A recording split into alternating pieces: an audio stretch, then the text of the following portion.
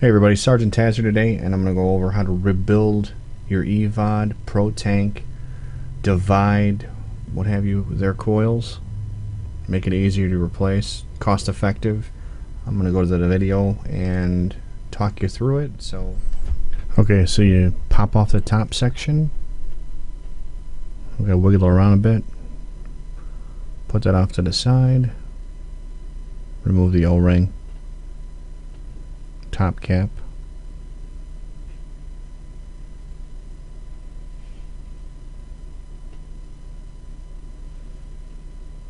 So there you have it. That's the top cap you remove. And there's the O-ring. There's the inside the coil. You can see it's in there against the cup. Now what you want to do is remove the bottom pin. So you take your long nose pliers or what have you, pull the bottom pin off like so. Put it off to the side. And then remove the rubber insulator from the inside of the main cup. There's some wire attached to it a bit, just a slight tug gets it off, pulls out the insulator. Clean that off so you don't get your old juice in there or what have you. And then you want to pull the wires off. X-Acto knife comes in handy. There's an excess to pull off of there in the way of wicking, and then you get the coil out and it looks like that. Put that off to the side. You can throw it out, get rid of it. What are you going to do? Clean out the cup inside there with something, because some residue gets in there and it's ready to go and be recoiled. So like that. I'm using a 30 gauge to make my coil. I take a machine screw,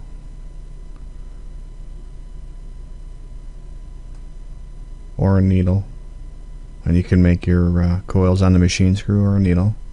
This one I'm using a machine screw, so I'm going to wrap it around 5 times, making sure I can get it like nice and tight on that threading.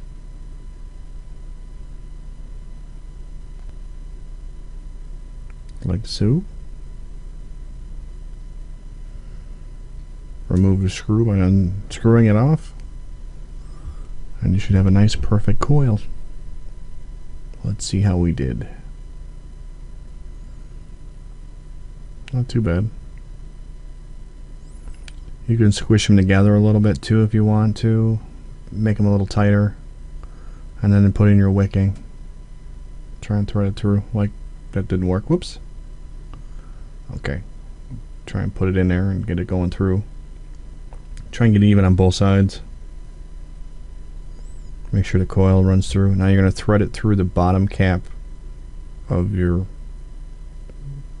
cup, original cup. I like to get it down all the way as far as I can in there. Make sure that they're not touching the sides. It'll look like this when you get it right. I'll bend the one lead over. That's going to be your negative. I'll take the insulator, run it through the positive lead,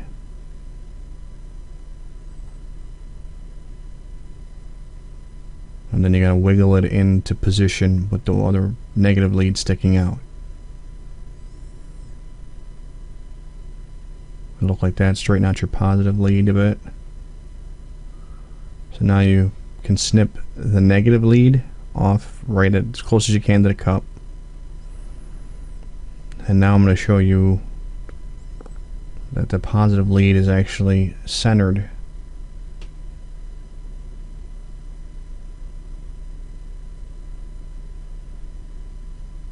inside the insulator. So that's your positive pin that you pulled out in the beginning. I'm going to just for an example, I'm going to run it through and show you it on the wire itself. You can run it through the center. I don't recommend it, but you can run it through the center like this. I normally put it off to the side of the catch cup, exact opposite of your ground wire. So I'll push it in and it's the exact opposite of the original coil. Push it in, and then that excess wire that's hanging out, it's hard to see on the camera, but it's there. That excess wire is just below the insulator and touching the positive pin. You snip that off, and you have your coil.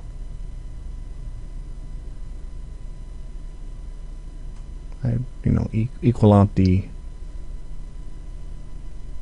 I was going to cut that, but I decided not to. I'm going to flip that over on top to give you kind of a buffer between the coils and the actual metal pin that goes on top. Get that all snug in there.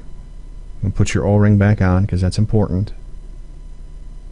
Top cap O-ring goes back on, snugs up against the wicks. And we're ready to check it on its ohms. So what I use is an old evod base and an adapter with my trusty ohm meter.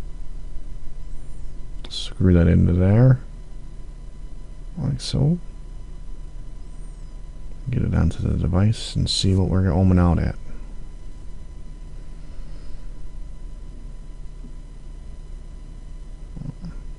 Not quite touching. Make an adjustment on it. See where we're at. So that's the trouble with using an adapter. Sometimes it doesn't read properly, so let me fix this. Get the adapter set right so it's not pushing the pin off on an angle.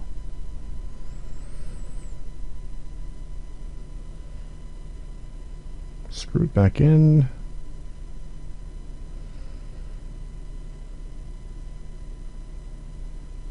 Come on. Snug it up. You can pull the wick a little bit and adjust the coil a little bit, kind of get it to the ohm you want it to get. I'm wiggling it around just to try and get it dialed in where I think it should be, and there we go. 1.46, which is a nice low resistance coil. It's not too low it's going to hurt anything. It's going to work.